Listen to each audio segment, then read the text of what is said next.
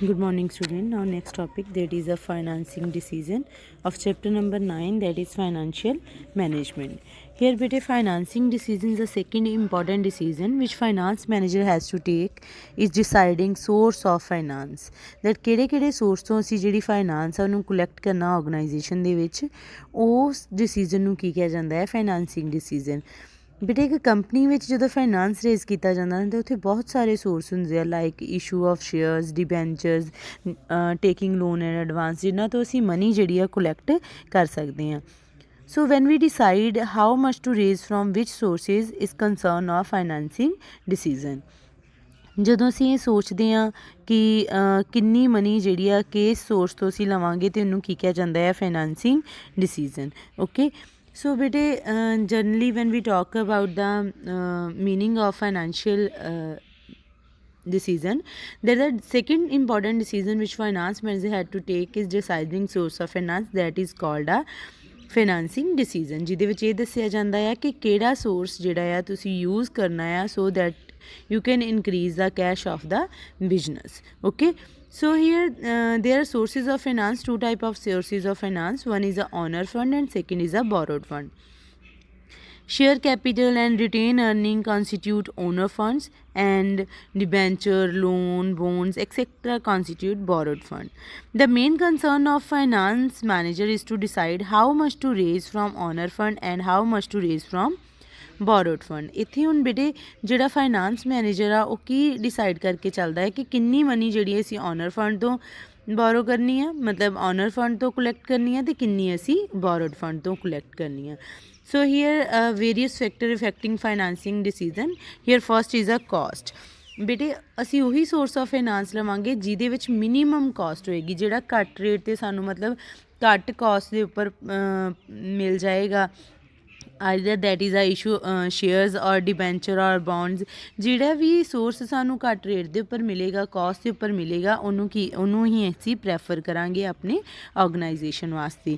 Second ਬੇਟੇ risk. ਹੁਣ ਅਸੀਂ ਇੱਥੇ ਵੇਖਾਂਗੇ ਕਿ ਜਿਹੜੇ ਡਿਬੈਂਚਰ ਹੁੰਦੇ ਨੇ, ਜਿਹੜੇ ਬੋਰੋਡ ਫੰਡ ਹੁੰਦੇ ਨੇ, that are more risky than owner fund. So ਅਸੀਂ ਇੱਥੇ ਸਾਰੇ ਜਾਣੇ ਮਤਲਬ ਆਪਣਾ ਵਰਕ ਜਿਹੜਾ ਆ ਉਹਨੂੰ ਵੇਖਾਂਗੇ, ਫਾਈਨਾਂਸ ਮੈਨੇਜਰ ਇਹ ਵੇਖੇਗਾ ਕਿ ਕਿਹੜੇ ਜਿਹੜੇ ਫੰਡਸ ਆ ਉਹ ਰਿਸਕੀ ਨੇ ਅਤੇ ਕਿਹੜੇ ਫੰਡਸ ਜਿਹੜੇ ਰਿਸਕੀ ਨਹੀਂ ਨੇ।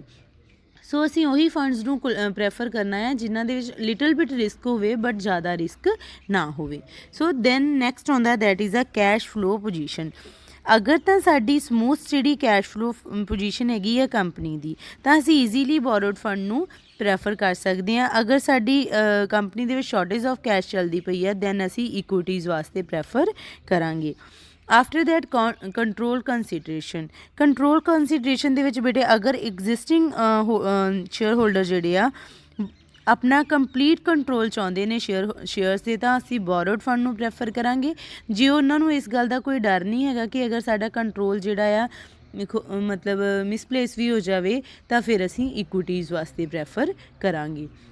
Then that is a flotation cost ਬੱਚੇ, ਫਲੋਟੇਸ਼ਨ ਕਾਸਟ ਦਾ ਮਤਲਬ ਹੁੰਦਾ ਹੈ ਜਿਹੜੇ ਅਸੀਂ ਬਰੋਕਰਸ ਜਾਂ ਅੰਡਰ ਰਾਈਟਰਸ ਜਿਹੜੇ ਵੀ ਅਸੀਂ ਰੱਖੇ ਹੁੰਦੇ ਆ ਨਾ, ਉਹਨਾਂ ਬਰੋਕਰਸ ਨੂੰ ਜਾਂ ਅੰਡਰ ਰਾਈਟਰਸ ਦੇ ਉੱਪਰ ਜਿਹੜੀ ਕਾਸਟ ਸਾਨੂੰ ਦੇਣੀ ਪੈਂਦੀ ਹੈ, ਉਹਨਾਂ ਨੂੰ ਮਨੀ ਦੇਣੀ ਪੈਂਦੀ ਹੈ ਕਿ ਤੁਸੀਂ ਸਾਡੇ ਸ਼ੇਅਰਸ ਜਾਂ ਡਿਬੈਂਚਰ ਜਿਹੜੇ ਸੈੱਲ ਕਰਵਾ ਦਿਓ, ਉਹਨੂੰ ਫਲੋਟੇਸ਼ਨ ਕਾਸਟ ਕਹਿੰਦੇ। ਅਤੇ ਅਸੀਂ ਉਹੀ ਸ਼ੇਅਰਸ ਜਾਂ ਡਿਬੈਂਚਰ ਨੂੰ ਪ੍ਰੈਫਰ ਕਰਾਂਗੇ ਜਿਨ੍ਹਾਂ ਦੇ ਫਲੋਟੇਸ਼ਨ ਕਾਸਟ ਘੱਟ ਆਏਗੀ, ਜਿਨ੍ਹਾਂ ਦੇ ਮਿਡਲਮੈਨ ਸਾਡੇ ਕੋਲ ਘੱਟ ਮਨੀ ਲੈਣਗੇ, ਉਸੇ ਹੀ ਸ਼ੇਅਰਸ ਨੂੰ ਜਾਂ ਡਿਬੈਂਚਰਸ ਨੂੰ ਅਸੀਂ ਆਪਣੀ ਔਰਗਨਾਈਜੇਸ਼ਨ ਵਾਸਤੇ ਪ੍ਰੈਫਰ ਕਰਾਂਗੇ। So next that is a fix operating cost ਬੱਚੇ ਅਗਰ ਤੁਹਾਡੀ ਹਾਈ ਹੋਏਗੀ fix operating cost then they must prefer owner fund, because due to high fixed operating costs a company may not be able to pay interest on debenture securities. High operating costs ਦਾ ਕਰਕੇ ਅਸੀਂ interest ਨਹੀਂ ਪੇ ਕਰ ਪਾਵਾਂਗੇ debenture 'ਤੇ, ਇਸ ਕਰਕੇ ਅਸੀਂ ਇਕੁਇਟੀਜ਼ ਨੂੰ ਹੀ ਪ੍ਰੈਫਰ ਕਰਾਂਗੇ ਐਂਡ ਡਿਬੈਂਚਰਸ ਨੂੰ ਜੇਕਰ ਫਿਕਸ ਆਪਰੇਟਿੰਗ ਕਾਸਟ ਘੱਟ ਹੋਏਗੀ ਤਾਂ ਅਸੀਂ ਦੈਨ ਡਿਬੈਂਚਰਸ ਨੂੰ ਪ੍ਰੈਫਰ ਕਰਾਂਗੇ।